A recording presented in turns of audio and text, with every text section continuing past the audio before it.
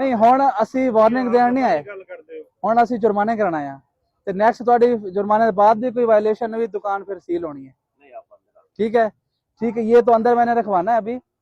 उसके पहले मुझे अपना आईडी कार्ड दें। इसका भी आईडी कार्ड लो। ये आपकी दुकान साथ वाली भी मुख्तलिफ है ऑनर है? ठीक है, मुख्तलिफ ऑनर है तो मुख्तलिफ देखिए से समझ किसी का दे दे। ये आपका बना हुआ है, इसका नहीं है।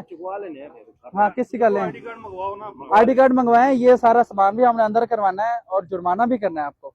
सामान अंदर कर लें। हाँ, जुर्माने दे मेहरबानी करो। नहीं नहीं, मेहरबानी देखें हमने की है पहले। आप पे कभी जुर्माना हुआ है पहले? नहीं, इस तरह है ना, शेड थोड़ा। हाँ, शेड का मैं आपको बता दूं, शेड का जो है ना 2 से 2.5 फुट आपको अलाउ है डीसी साहब की तरफ से। किसने कहा है? हमारे बंदे आपको कभी भी नहीं कह सकते। फील्ड अफसर हम हैं, अगर कोई आपको आके ऐसे बताता है तो फिर गलत बयानी करता है। ठीक है, मैं आपको बता रहा हूँ।